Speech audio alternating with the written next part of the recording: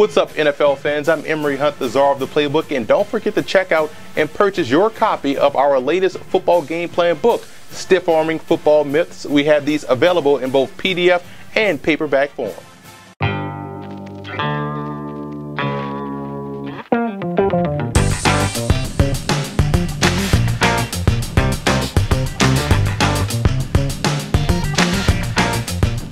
FootballGamePlan.com, where football makes sense. I'm Emory Hunt, the czar of the playbook, and welcome to another edition of Game Plan. We're going to hit the whiteboard to give you some X's and O's strategies on what the teams can do this week to come away victorious.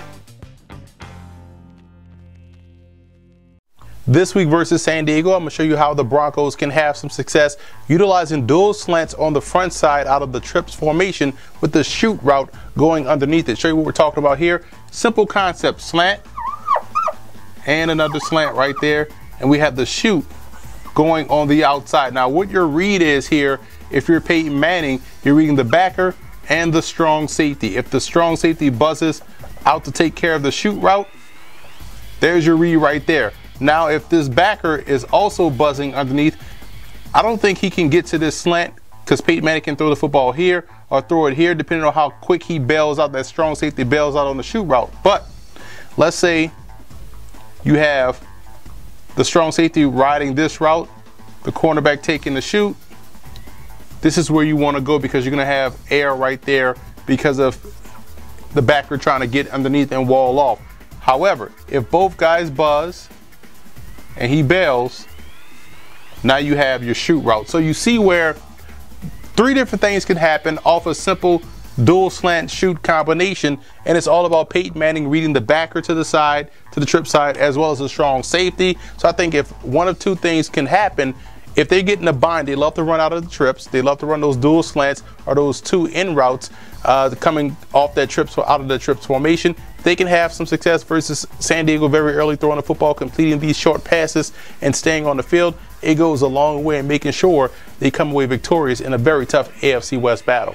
The San Diego Chargers have to be able to punch the football in the end zone. I'm going to show you one concept they can utilize out of the empty formation once they get inside the red zone. Show you what we're talking about here. 5 wide receiver set. We're going to put the back right outside shoulder of the offensive tackle. We're going to have the tight end on the line of scrimmage. We're going to keep him in and block. So that way we have 6 guys in protection, which is always a plus when you're going empty. What we're doing on the outside, we're going to send this guy up and to the post. Aim for the goal post. Backside post, but he's going to read the free safety. If it's zone, he's going to break back to the corner. Versus man, he's going to keep going over top. So now you're taking the free safety out of the play. But what we really want to do is have our 2 built-in hot reads. Again, inside the 20, you want to get rid of the football quickly, especially if you're going empty, especially if you're facing a team like the Denver Broncos. So we're going to have the running back run a hang route right over the center. We're going to have a short hitch right there. Now, this is why these guys are your built-in hot reads. If this guy blitzes, boom, you want to go here. If he blitzes, you have no constricted view to hit the quick hitch. And we know how quickly those guys can get the football in their hands and make one miss and get big gains. So this is a concept I believe San Diego can utilize, or I would utilize inside the red zone versus this Denver Broncos defense.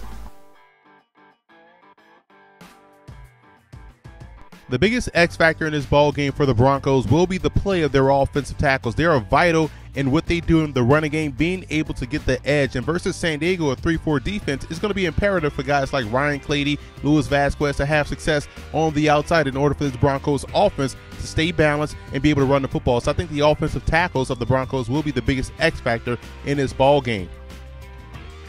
And I believe Manti Te'o will play a huge role in this ball game for San Diego. What he does from a pass defense department is excellent, which is why he was taken where he was in the draft. This is a guy that does a great job in reading the quarterback, understanding pass concepts, and that's 2 of the main things you have to have when you're facing Peyton Manning in that Broncos passing game. So I think Manti Te'o will have a huge impact on the outcome of this ball game and how successful the Chargers are in playing pass defense.